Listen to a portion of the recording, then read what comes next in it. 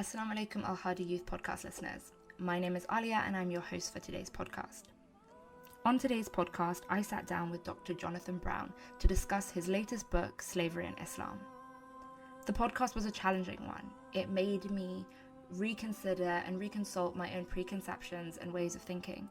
And if slavery and Islam is something that you have found hard to grapple with, or you haven't known how to respond to it, I would really implore you to listen to this podcast.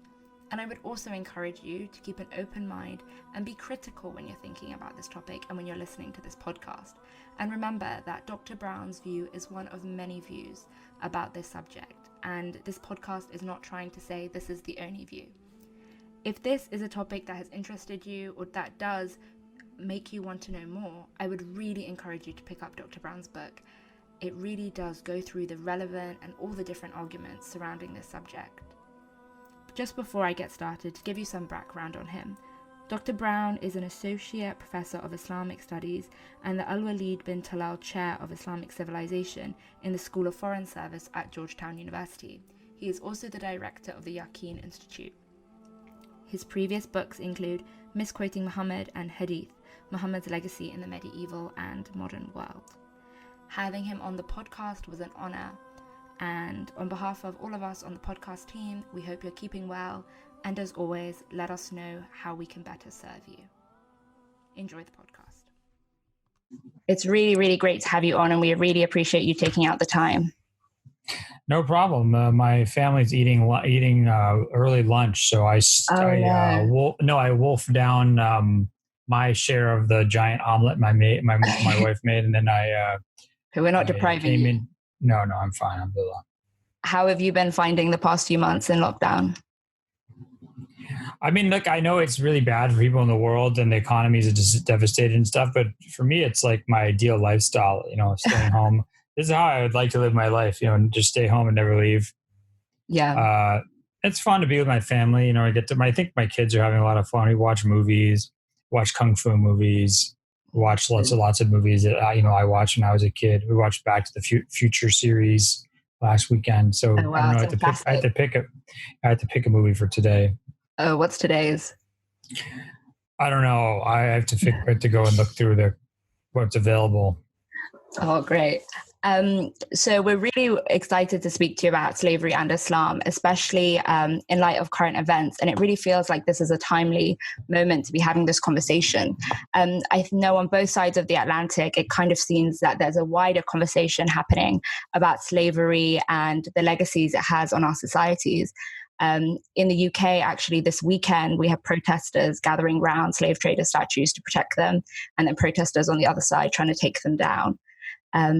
And then this almost poses quite an interesting question for us in the West, and I think young Muslims in the West, on how to deal with Islam and slavery. I think it's a topic that's very sensitive, and it's often uncomfortable for us because I don't think we have the tools to deal with it. And we're honored to have you on because of your recent book, Slavery and Islam, where you rigorously discuss it. And just before we get started on your argument, I just wanted to know, what made you write this book on slavery and Islam? What was the impetus? Well, I mean, it's kind of, sometimes people, they get upset and they say, you're a white guy, you can't write books on this, you shouldn't write a book on this. And I mean, I completely understand that. I mean, I acknowledge, my background has been hugely privileged. And, I haven't had to deal with the legacy of slavery at all. In fact, my family benefited from it, but and for me, it's more. It's not about being American or white. This comes from my being Muslim, right? So my interest in this is an interest as a Muslim, right? And I think I don't know, a lot of Muslims, I think you read the Quran and mentions slaves, and you read hadiths and slaves, and the slavery was allowed in the Sharia, and the Prophet had Maria as his slave woman who gave birth to his child, Ibrahim alayhi salam. And you're people don't really know what to do with that. And I think, for most of my life as a Muslim, I just kind of swept it under the carpet. And then that kind of really didn't work after when ISIS happened. This sort of just got blown open, and I just felt like it was causing a huge crisis of faith for a lot of Muslims. And I felt like it's time for me to just deal with this issue. But it was, I knew nothing about the topic. Like, I had no background in it. So I had to go kind of really start from the ground up and educate myself. And I did so kind of really intensively for about 2 or 3 years. It was a 2.5 year process of kind of just almost obsessive study and writing and reading. And so, I did it really to answer my questions about the topic. How do we as Muslims, and if you think about I remember what really kind of gave me a framework to think about how to organize the book was in 2017, these protests in Charlottesville and Virginia about at the University of Virginia, where there's a statue of the founder of the University of Virginia, Thomas Jefferson. Obviously, he's a founding father of the United States, the author of the Declaration of Independence, the guy who wrote all men are created equal and endowed by their creator by certain inalienable rights, among them life, liberty, and the pursuit of happiness, right? Yeah. Kind of an ideological, probably the main ideological father of the United States and kind of democratic liberalism or liberal democracies in general. And yet, not only did he have slaves, but he had he had a slave concubine, right, with whom he had children. And not only that, but, you could say, well, Thomas Jefferson didn't like slavery, but he was doing it anyway. But the fact of the matter is that he also was author of a lot of he expressed ideas that were going around a lot in kind of pro-slavery circles in the West at the time, which was that the reason that slavery existed and sort of had some justification was because people from Africa were essentially inferior to Europeans, right? Mm-hmm. So you kind of have the racial element and the kind of slavery element. So, you have a guy who's both your kind of ideological guide or your philosophical guide, and yet he's neck deep in a practice that is seen as completely evil throughout space and time. So how do you deal with that, right? Yeah. And so, the protesters were like, we want this statue taken down, and because this guy was involved in slavery, and therefore he's sort of unfit to be have any role in American public life, certainly a role in leadership. And Donald Trump actually said kind of perfectly what I would, he summarized it so well. He said, George Washington's a slave owner. Are you going to take down statues of George Washington? So half the stuff in America is named after George Washington, right? Yeah. So, the answer to Donald Trump's question, it was a rhetorical question. The answer is no, you're obviously not going to. And yet, how do you can't square that circle? How do you? So that's what I call that sort of really struck me as showing that the question that kind of the United States and to a certain extent Great Britain, and on the one hand, and Muslims also kind of dealing with the same issue, which is how do you, if you claim that slavery is an absolute intrinsic gross evil throughout space and time, so it was wrong 2,000 years ago, it was wrong 3,000 years ago, it was wrong 500 years ago, right? If you think that slavery is a gross intrinsic evil throughout space and time, and that anyone involved in it sort of loses any right to any moral leadership, then how do you explain the fact that the figures to whom you look to moral leadership were involved in the slave trade or were involved in slavery in one way or the other? Mm-hmm. And then you add to that the fact that, and a lot of people don't know this, every single major religion and every single philosophical tradition either defended, condoned, accepted, tolerated slavery up until the late 1600s. Yeah. At the earliest, and really through the 1800s for a lot of them, and into the 1900s for a lot of them, right? So you can imagine, if you're going to say we're going to kind of tear down the heritage of humanity that defended or accepted slavery, you basically have to go to kind of the human heritage and just rip out everything before let's just say 1700 and just throw it away. Yeah, it's uncomfortable to even think about it. Yeah, because you name you name the person. Aristotle, slavery is natural. Plato, slavery is natural. Cicero, slavery is natural. St. Augustine, slavery is natural. Thomas Aquinas, slavery is natural, right? Jesus, St. Paul, right? So St. Paul says Jesus said, slaves should obey their masters with fear and trembling as if they would obey Christ. Old Testament slaves, Israelites had slaves, took slaves. Even they had debt slaves amongst themselves, which is unusual. Usually slavery is done you do to like the out group, not to the in group, right? Buddhist tradition, Hindu tradition, etc. You just go on and on. So there's no when conservatives say like, are you going to tear down? Like I think John Cleese had this tweet the other day about like all these other Roman statues that would have to get torn down as well. Like that's actually a challenge which has to be answered. And the answer of a lot of, let's say, kind of very progressive activists would be, yes, like let's tear down all of our hair. Like they would say, yeah, like tear down the statue of George Washington. That stuff has to go. But for I think a lot of people in the world, and certainly people who kind of have a belief in a revealed tradition, like Muslims do, or even like Christians and Jews do, and as far as I know, if they were going to be consistent, you have to answer how you explain the fact that the prophet. I mean, yes, the prophet freed all his slaves, but he had them, right? So, and my answer to, and a lot of Muslims really like to get on board the kind of abolitionist, kind of modern progressivist bandwagon, so to speak, and just sort of.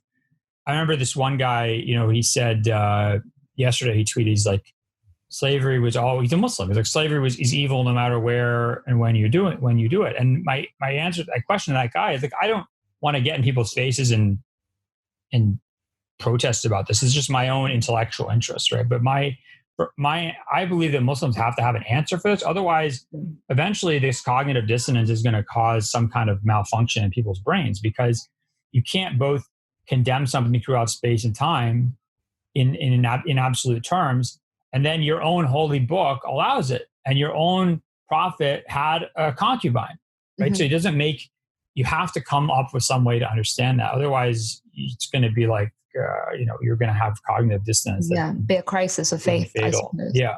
So sorry, go ahead. Yeah. No, so I was just from your book is kind of what you're asking like people to do is not to view slavery only through the transatlantic slave trade lens, which is this lens that tells us that slavery is this absolute moral wrong. And I think for a lot of us in the West, we've grown up with that's the narrative. We all feel that the slavery as it was practiced in America and in Europe was an abhorrent evil. So that's why when we see slavery of the past, we apply this same dynamic. Is that the wrong lens to be applying to kind of how slavery was practiced in Islam and with the Prophet in particular?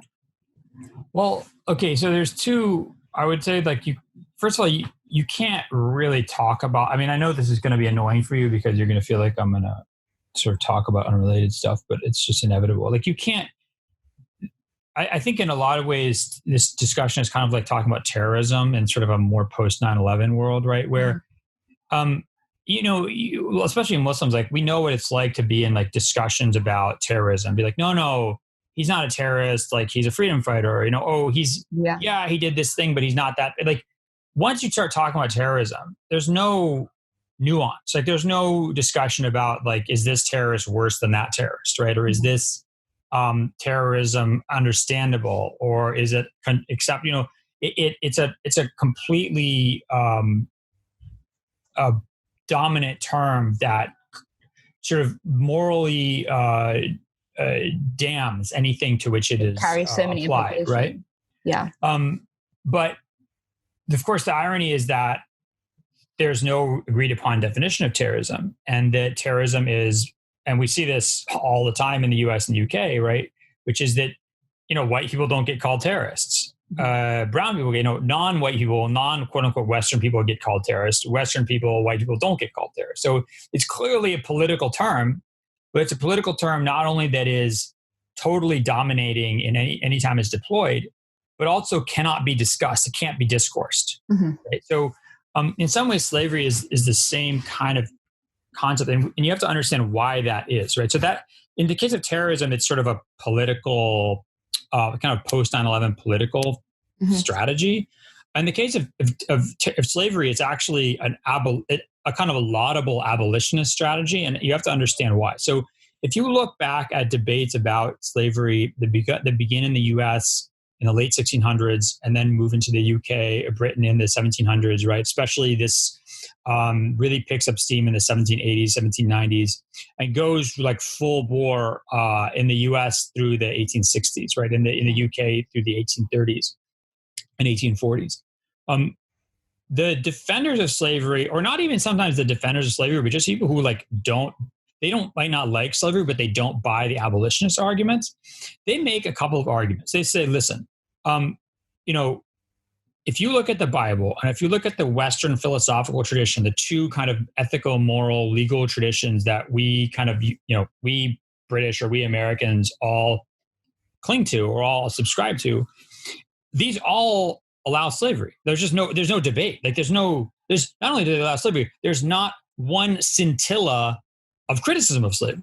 Like there's zero, zilch, right? Roman law, Aristotelian, Platonic, Stoic philosophy, et cetera, biblical tradition, nothing. Now, that's the first thing they say. The second thing they say is, look, okay, abolitionists, we acknowledge that there's some bad slavery. Okay, look, some people are really nasty to their slaves, and that's unacceptable.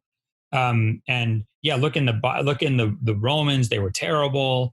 But that's not how we are, right? So we, enlightened Christians, we actually are good slave owners. And not only that, but we actually teach Christianity. We save these people's souls. We educate them. We bring them out of the dark recesses of the jungles of Africa, right? Where they are miserable and living like animals. And obviously, I'm not subscribing to this. Yeah. I'm just saying what they say, right? So like they would say like, look, and they say, look, yeah, there's bad slavery, but what we're doing is not bad slavery. Mm-hmm. Okay. So there's two elements here you have to pay attention to. The first one is that you do not have to look far to find arguments for slavery in the Western tradition. In fact, you actually you don't just have to look for arguments against it. There actually are no arguments against it that come out of the Western heritage. Mm-hmm. There's nothing. I mean, in those the kind of classical and biblical tradition, there's just nothing there, right? Okay. The second thing is that the way that, oh, sorry, my Siri somehow keeps thinking I'm talking to it on my computer. I wish I could it's interested in the discussion as well. I wonder if I can disable it. I can say do not disturb. That apparently doesn't apply to Siri. Oh. So the way that abolitionist discourse deals with this, okay. One other thing I would say is important to remember is that another response, especially when you get into like the 1830s, 40s, and 50s by defenders of slavery, is they'll say like to Northern abolitionists, is that you guys are full of it. Okay. You say that slavery is evil. I've seen the way your industrial workers are treated. Mm-hmm. Okay. And I don't see why I have these slaves, they're cared for, they have food, they have homes, they have their families. You guys have these kids working in these factories until they die, and then they live in the poorhouse. And how is that any better? Mm-hmm.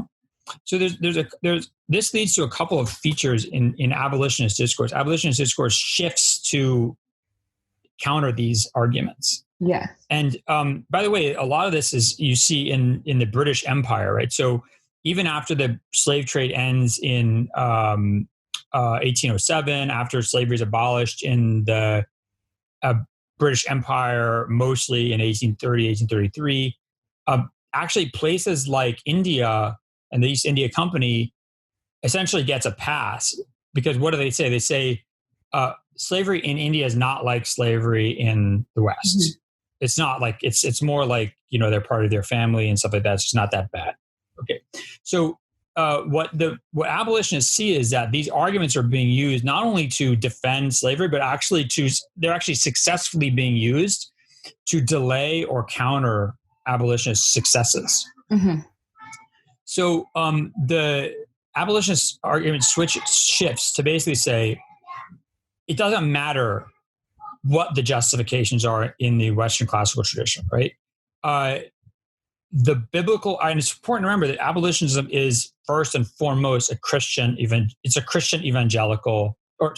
a Christian effort, right? So it's mostly non-conformist, so like non-Church of England Christians, and it's a Christian movement. It is not a philosophical movement; it's a Christian movement. So what they argue is that Christ is like this. He's almost like this moving front of liberation. So yeah, Jesus didn't end slavery in his own time, but he created this sort of wave of liberation, and he's like a force of liberation. So we kind of are responsible for following through on that trajectory and fulfilling what he wanted us to do. Okay, and they just don't. They'll have no truck with any discussions of what Aristotle said or what Thomas Aquinas said. It's all irrelevant, right? Slavery is an absolute evil. The second thing they do is they basically make it impossible to make distinctions between different types of slavery. They say slavery is slavery, that's it. Okay. Right? And that's what we see today. Yeah. So when the way that we talk about slavery in the modern West, certainly in the United States, is very much a creation of this abolitionist consensus, right? So if you go out onto the street today and you say, like, what do you think about slavery? Everyone's going to say slavery is absolutely terrible. Yeah. Right? Everybody. It doesn't matter if they're conservative or liberal or whatever. Muslim or non-Muslim. And imagine going into like a party at your university or something and someone's talking about slavery and you're like, yeah, but that slavery is not that bad. I mean, imagine what would happen to you. You'd be like kicked out of the party, right? So these features are really create our discourse around slavery. So slavery is an absolute intrinsic evil throughout space and time. Yeah. Two, there's all slavery is slavery. There's no distinction. You can't make any distinction between the two. The problem with that, so the problem with that is it creates this, what I call a slavery conundrum, which we see all around us today, all around us, right? If those first things are true, then yes, every statue should be torn down, right? And then yes, like Britain's and the U.S. past is unsalvageable. It's unsalvageable, right? Because it's as if you have a statue to a guy who just ate babies. He just killed and ate babies as a cannibal all the time. Like, how could you ever allow this? And there's no way to resolve this except that you have to give on one of these three axioms. Either you say, we're just going to jettison our past completely, or you say, we're going to make a distinction between different types of slavery, or you say that slavery has not always been the absolute evil that we say it is, right? So if you take the first two together, what you could say is there's some types of slavery that are really bad and unacceptable, and there's other kinds of slavery that might not be desirable, but that we're not going to categorize as absolute intrinsic evils throughout space and time. Now, the reason, like even me saying that right now, I mean, you can imagine just trying to say that. I mean, you would be pilloried, right? So that's how tense this discussion is. And okay, so I would bring up one more point before, maybe you have a question or something, but what's very interesting is that the slave defenders of slavery respond to the abolitionist argument that I just made in a way that is, I think, really it raises a huge problem, right? So what they say is, okay, abolitionist, you're telling me slavery is a gross intrinsic evil throughout space and time. It was always evil. Okay. If it was evil throughout space and time, why did God ever allow it? So you tell me what Jesus came and replaces the Old Testament with the New Testament. Why would God have allowed it in the Old Testament if it was evil? Here's another thing. You say, abolitionists, you say Jesus didn't get rid of it because he wasn't able to, or it would have caused too much controversy. Really? Like, so you're telling me Jesus, the Son of God on earth, didn't have the courage to just say, hey, slavery is wrong? Like, imagine this. Okay, let's say Jesus couldn't get rid of it. He couldn't just say, this is a bad thing, don't do it. Yeah, because why didn't he say that? So many other things. Yeah, why didn't he say that? Like, it's so easy. And there's no response to this. There's no, there is no response to this, because the only way to respond is either to say that, okay, well, slavery in the Old Testament at that time was not wrong, or to say that the slavery practiced by the Israelites in the Old Testament that God allowed was not as bad as other slavery. So you have to compromise on one of the first two axioms. So this is why the issue to discussion around it is so difficult and so tense. I mean, that said, of course, there's the issue of the actual legacy of slavery. So in the United States, maybe to a lesser extent in Britain, but certainly in the United States, like, it's tense because, I mean, it's essentially still with us. Right? Yes. It's just slavery by other means, right? That's like, let's put that aside as like a social, very important social issue, but that's just a different discussion, right? So, but from a theoretical sense, the reason why it's so tense is that if you have a discussion about this, the second you start to talk about it, you will start to scratch at these consensus and show that it's actually paper thin theoretically. It's paper thin. And that's why even slavery studies is very, so it's interesting, like there's a couple of issues. Most issues, kind of progressive liberal orthodoxy and academic scholarship are sort of on the same step. They're sort of on the same page, right? In terms of economics, in terms of politics, in terms of religion, right? There's two areas where you see that, like, the academic consensus is almost the opposite of the popular kind of intellectual consensus. Okay. And that's on issues of sexuality and issues of slavery. So in slavery studies, like, of course there's different kinds of slavery. Of course there's different, like, it's not debated, it's obvious. But that doesn't work in popular discourse. So slavery studies itself is dangerous because it starts to pull at the same threads that abolitionists did so much work to kind of bury and try and kind of hide. So when we look at slavery from an Islamic perspective, are you suggesting that we think about the slavery that we saw perhaps in the Prophet's time? Are you suggesting that it was a different form of slavery? It wasn't the same absolute evil as perhaps the American slavery because it was different? Or what? Those two axioms that you pointed out, which one do we rely on?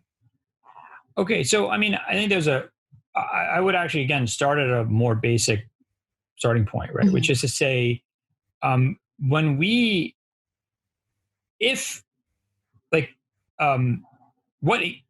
exactly is slavery, right? So when we talk about slavery in world history, so like if we talk about slavery in the U.S., it's very clear what it is, right? So there's very clear legal tradition, very clear cultural tradition, very clear definitions, right?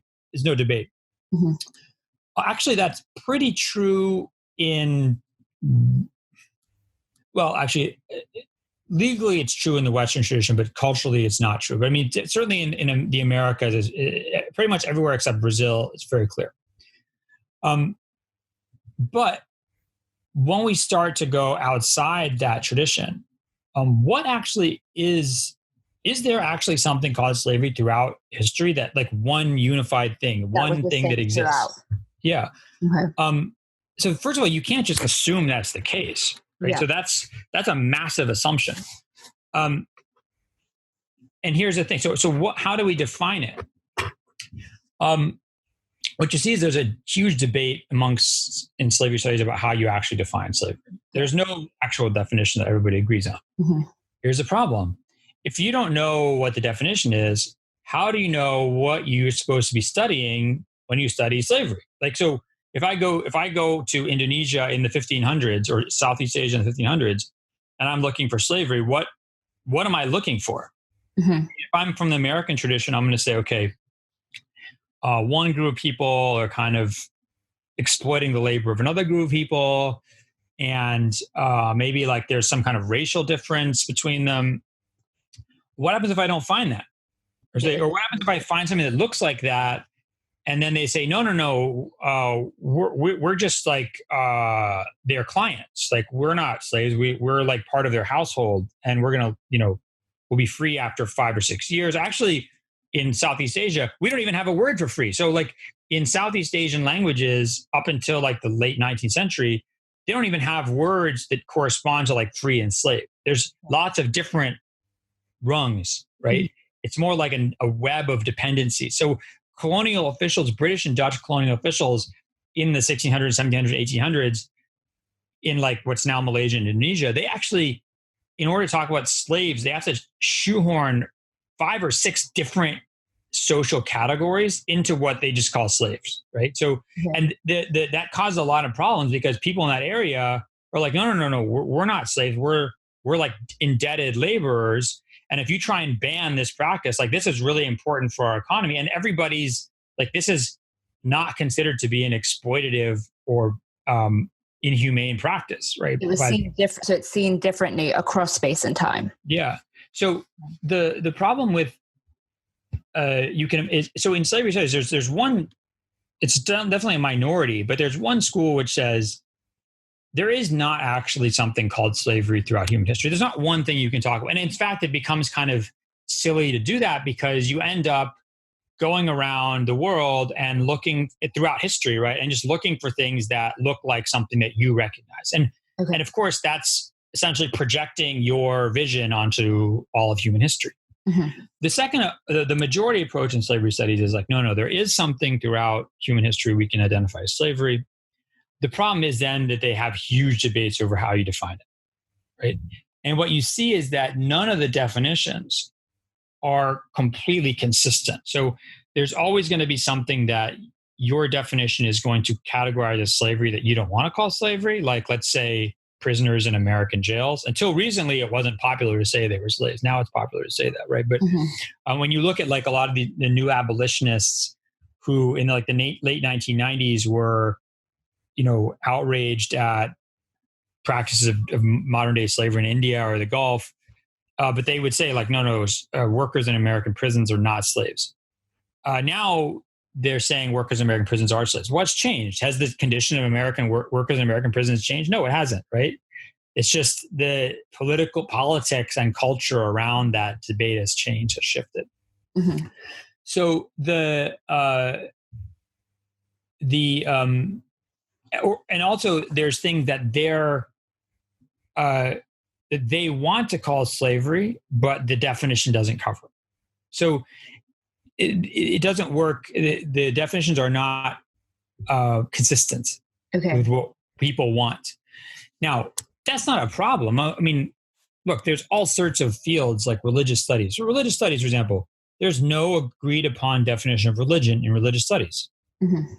But it's not a big deal. I mean, people still carry on their scholarship. They get in debates. It's a productive field, right?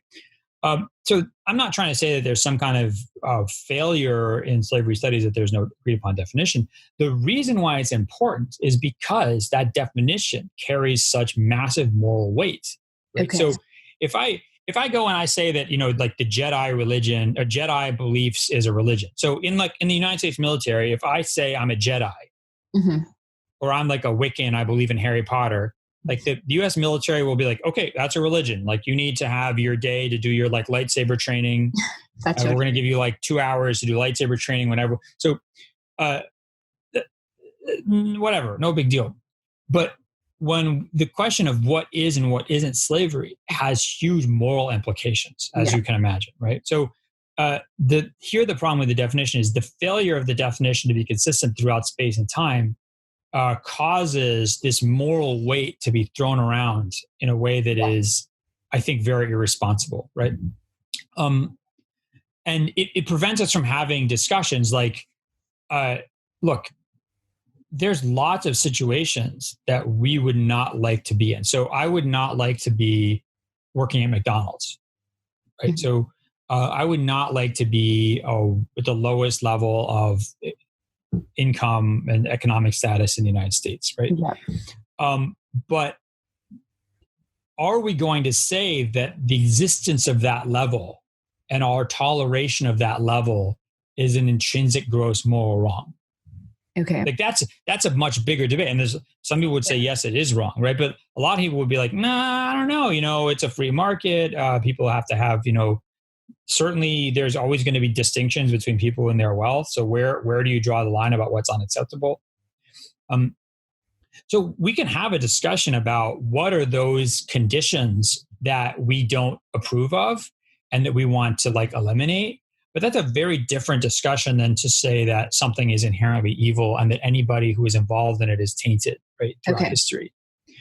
And this is, I think it's actually really, I'll just say one more point because I've been talking a lot, which is that Muslim scholars always acknowledged that riq. So riq is what we would translate as like slavery in the Islamic tradition. So they always acknowledged that it was harmful. Okay. They always said there's darar in this thing. And what was the darar? The harm. You can't do what you want or whatever you want, right? So you don't have full like control over your labor and your movement. You don't get to enjoy the full fruits of your labor. You're not a complete legal person, right? So a slave, in most schools of law, a slave can't lead like Jummah prayer. In most schools of law, a slave can't be a witness in court, right? In most schools of law, no, in all schools, a slave can't be like the ruler. So you can't, you don't have to pay zakat. You don't have to do Hajj. You can do Hajj, but you don't have to, right? So you're not a complete legal person. So they acknowledge like this is harmful, and that's why and this is without a doubt true. Like I have never seen a religious or philosophical tradition that is so obsessed with liberation as the Quran and the Sunnah. There's no, I say this 100% as an academic. I'm not doing any Muslim cheerleading whatsoever here. Like, find me a scripture, find me a philosophical tradition that is prior to the 1700s that is so obsessed with liberation. The Quran and the Sunnah are obsessed with it. And not only are there a lot of authentic hadiths that repeatedly tell Muslims to free slaves and the virtues of freeing slaves and create any excuse to free slaves, but also there's so many hadiths that are forged in like 700s, 800s, 900s, 1000s, saying even more egregious even more like extreme encouragement to free slaves. So like even the people who are making up hadiths were making up hadiths that were saying like go free slaves. So there's no historical reading of the Islamic tradition. Even the most skeptical like Orientalist who doesn't believe the Quran, who believes the Quran came from 800 in Iraq or believes that hadiths are all made up in like 900 in Syria or something, even that person would have to acknowledge that whoever made these things up was absolutely obsessed with liberation, with emancipation. And if the Quran and the Sunnah does play such a like grave benefit, or like not grave, like such a great benefit on emancipation, why does it not talk about abolition if that's almost the goal? Because if like constant emancipation means that hopefully, or I'm not sure if this is the goal, that like your supply of slaves or the slaves will dry up. So why not just abolish it all at once? Why do it gradually? Well, the answer to that question is actually pretty easy. Because nobody talked about abolition until the late 1600s. Like the idea of getting rid of a category, like getting rid of this category for everybody. Like people talked about not having slavery in their societies, like in the sense that mostly it was like, we will not enslave Christians, right? So, and this stuff gets confusing because a lot of these like kind of West is best people will be like, who think that like the West has this inborn, innate soul of freedom, like from back in Germanic times, right? They'll be like, "Oh, the Swedish tried to end slavery in the 1500s." Like, no, they didn't. They said no Christians are going to be enslaved. They don't have problems with enslaving non-Christians, right? So, the idea of saying like we are just going to get rid of this category as a whole just didn't exist. Prior to the late 1600s. And that's why you don't see anybody arguing for it, because it would be like arguing for like not eating or something. It would be like, we're going to end eating. Okay, so we're going to end, we're going to end like transportation. It doesn't make any sense. Or we're going to end like electricity use. So that's why you don't see the Quran talk about abolition, because nobody talks about abolition. It's not economically possible until you get, people need to think about this. Like don't we think isn't it a little bit weird that abolitionism really only emerges and certainly only gets traction during the Industrial Revolution in precisely the places that industrialized first and achieved new levels of wealth without the use of slaves? Northern United States and Britain. Yep. Right? And isn't it weird that the people who are the most attached to slavery morally, right, who put up the biggest moral defenses, are the people who have the biggest economic benefit from it, namely the Southern United States. So, like climate change now, and yeah. like the West stop using fossil fuels.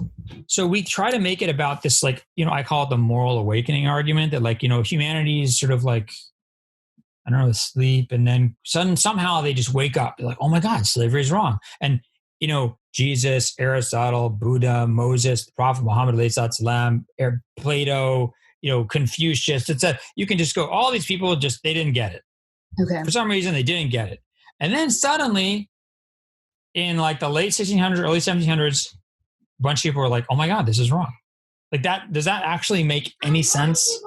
Yeah. And then you combine that with the fact that it just happens to be transpiring in places that had unprecedented levels of wealth accumulated without use of slavery. We're going through industrialization. So I think that's really important to keep in mind.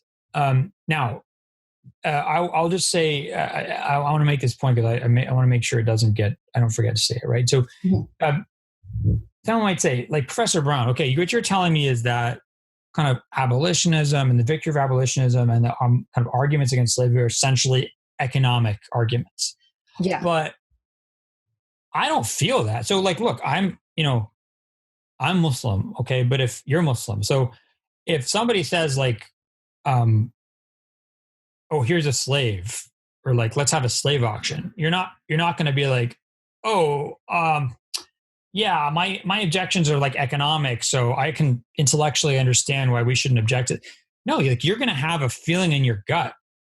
You're going to feel sick to your stomach. Like if you watch 12 Years a Slave, or I mean, you feel like revolted. I mean, you're crying. Like when you watch Amistad and the guy's like, give us free, give us free. And everyone in the audience is crying, Muslims included, right? So, Professor Brown, like, that's not economic. That's more like this is not just moral. This is like deep in my gut. I know this is wrong. And here's what we have to keep in mind, right? So two things. One, yes, we do think it's wrong, right? But it's important to remember that there's different kinds of wrong, right? So there's different sort of ontological natures of moral wrong. So saying something is wrong throughout space and time is very different than saying something is wrong today or in a certain circumstance. So if I say, like, if I go tell my wife, like, listen, you need to make the food and clean the house, and I'm going to go out and like play backgammon with my friends at a shisha cafe. My wife's going to be like, that's ridiculous, and you're an idiot, and you're a horrible husband, and she's going to take me to court and get a divorce from me. And the judge is going to be like, yeah, you're a terrible husband. Okay. But there could be other societies where that's totally normal because the husband does a bunch of other stuff, and like they just have different understandings of how marital obligations are divided. Marital duties and obligations are divided, right?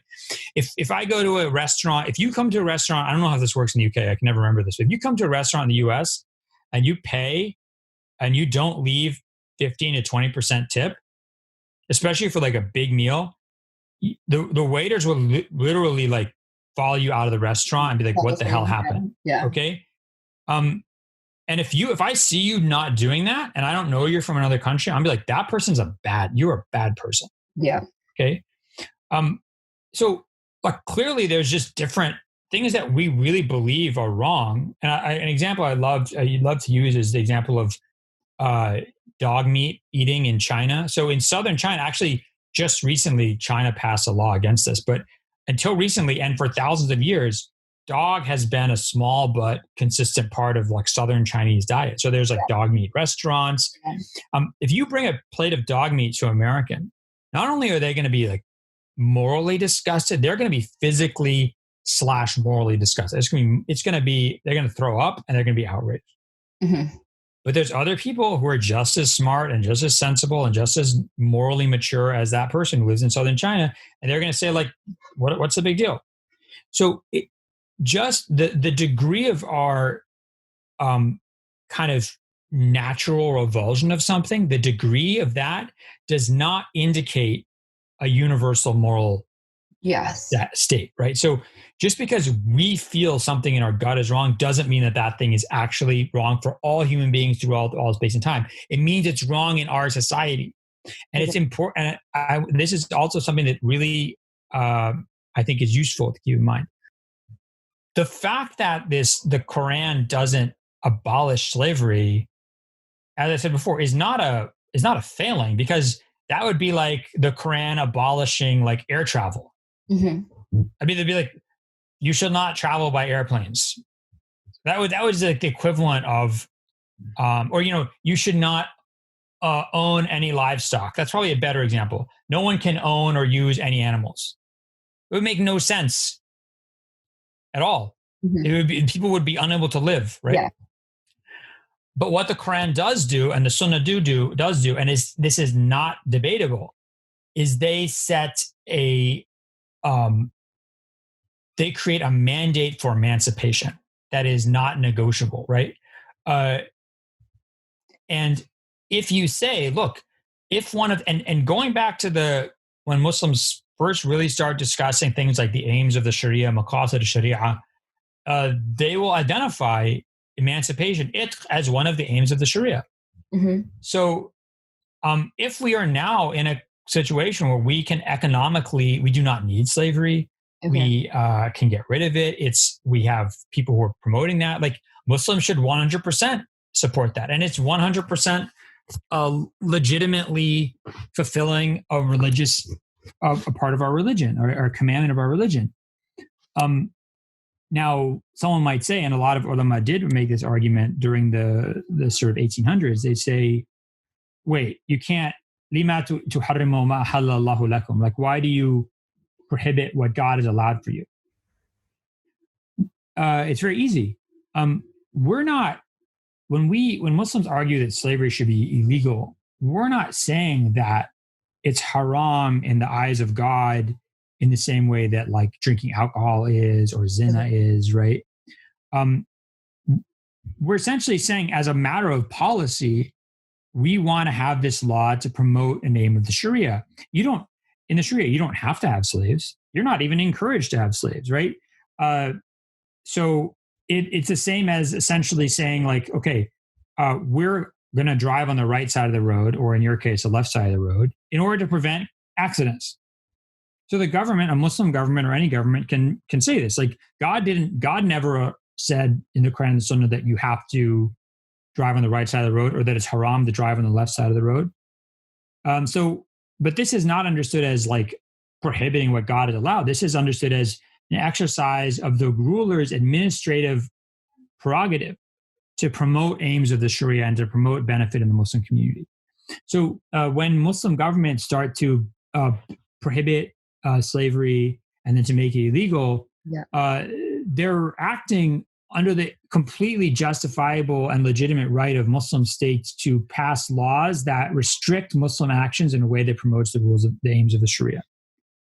So I have a question. When you were saying that Islam, like emancipation, again, it was like the best thing to do. What was the impetus then driving this emancipatory feeling within the Islamic tradition? Why is that? I think there's a couple of reasons. One is that there's, again, like Muslim scholars always recognize slavery is harm. Like, there is harm in this. Like, people are being harmed. Okay, well, why do they allow it? What they argued is, and I'm going to make it clear. I'm telling you what their arguments were. What their argument was, like, look, yes, there's harm, but the benefits are more than the harm. Mm-hmm. And they were very clear about this, especially in cases where, like, let's say and this is, I think, a difference between sort of modern Western sensibilities and Islamic sensibilities, legal sensibilities. was that freedom is important. So according to Islamic law, all human beings are born free. Okay. It's a natural state of a human being is to be born free, right? You can be enslaved. There are certain people who can be enslaved legally. Non-Muslims who are outside the Islamic state, outside the abode of Islam, can be enslaved in war. Okay. Mm-hmm. Or if you go outside the abode of Islam, if you go from Baghdad to like Bulgar on the Volga River in the year 1000, and there's like some Viking guy with 500 Russian peasant slaves behind him, and he says, "Hey, I'll sell you 500 peasant Russian slaves." You're allowed to buy those people and bring them in to the Islamic world, right? All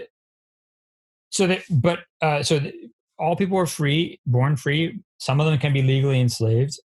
If someone's enslaved, you can buy that person, right? But let's say the person becomes sick or old, or they are they're like not really capable of running their life.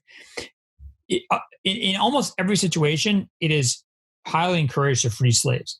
But let's say the person is too old to take care of themselves or unable to take care of themselves, then you should not free them. Okay. Right? It's discouraged to free them. And if you know they're going to have problems in life where they're not going to be able to deal, it is actually prohibited to free them. Because in this case, their well-being is more important than their freedom. So freedom is important in the Islamic tradition, but it's not the most important thing. You wouldn't have Muslims saying like Patrick Henry said about the British, give me liberty or give me death, right? They were like Braveheart. Mm-hmm. Yeah, it wasn't the same. So like, freedom is good, but it's not like freedom is not more important than having food or not being killed, right? Or, living in anarchy is worse than being a slave. So that was how Muslim scholars understood. So the reason why there's this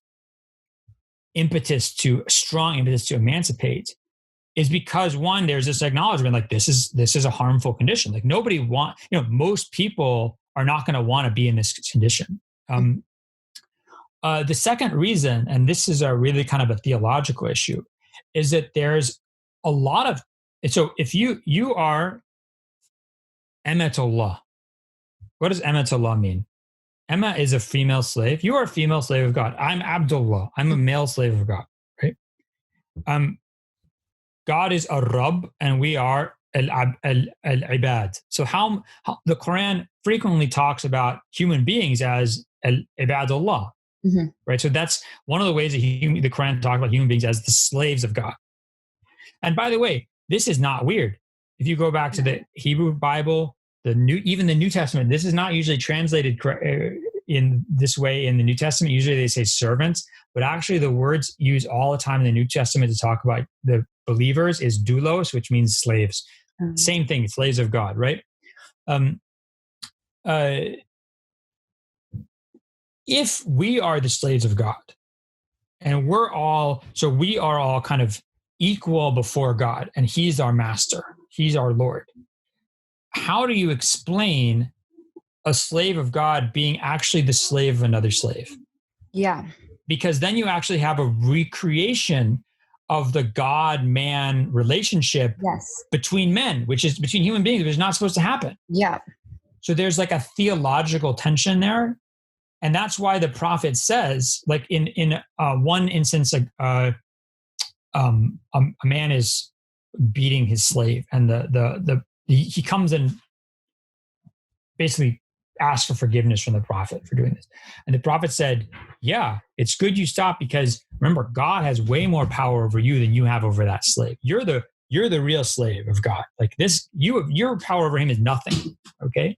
Mm-hmm. Then is a very important hadith. It's in Sahih Muslim and other collections. The prophet says, to masters, do not call your slaves abdi or emeti. Rather say ghulami or fatati or jariyati, right? So don't call your slave abd, call them my boy or my girl. Okay. And slaves, do not call your masters rabbi, call them maulaya, my patron. Right? Okay.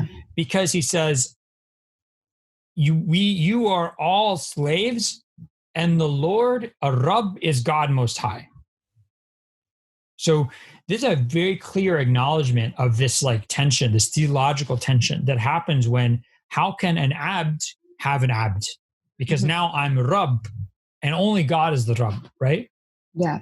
So the prophet is kind of trying to mitigate this by saying, one, remember, you don't really have power over you. Another very famous hadith in Sahih Bukhari, Muslim, and other books, where the prophet says, your slaves are your brothers. They're your siblings that have been put under your care. Okay. So feed them from your food, give them the same dress you have, and don't overburden them with work. And if you give them too much work, you have to help them with the work, right? So there's this same idea that, remember, you don't really have any control over these people. You are essentially like in a almost like managerial position over them, and you have to take care of them. The real Rabb is God, and we're all the slaves of God. So I think that's also one of the reasons you see such a strong impetus in the Quran, in the Sunnah of the Prophet ﷺ, to emancipate, is because there's something fundamentally uncomfortable about the slave-master relationship in a monotheistic tradition. Unfortunately, that's all we have time for today.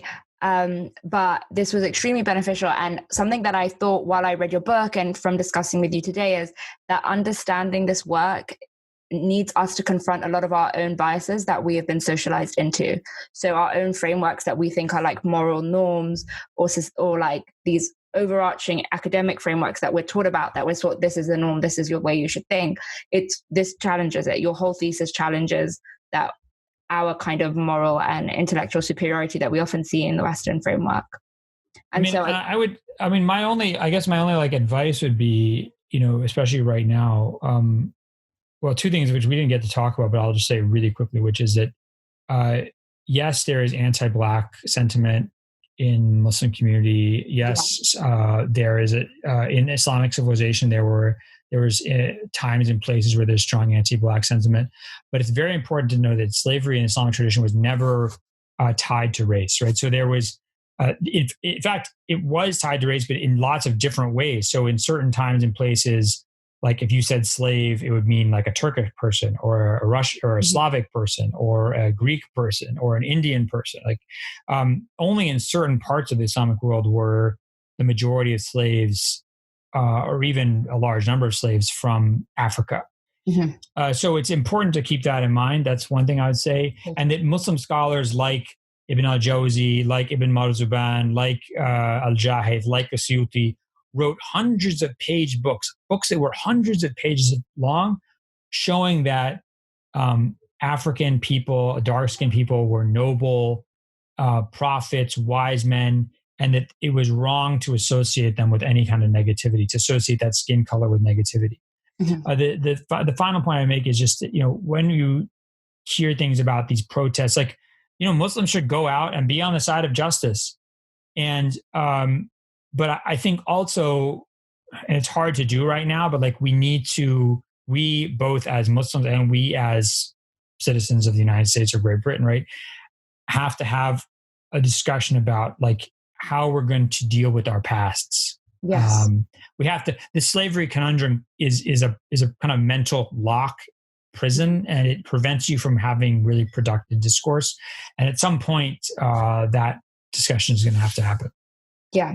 And I think this is a great way to start the discussion. And I think just like Western people, like the Western governments are discussing their traditions of slavery, we need to also start in our communities at home. So thank you so much for coming onto the podcast. Hopefully one day we'll have you back on. And thank you. Yeah, we'd love to. And thank you to all our listeners for listening. Please let us know any other ways we can continue to serve you, what sort of things you want to be hearing, and any feedback you have. And in the meantime, before our next podcast, take care.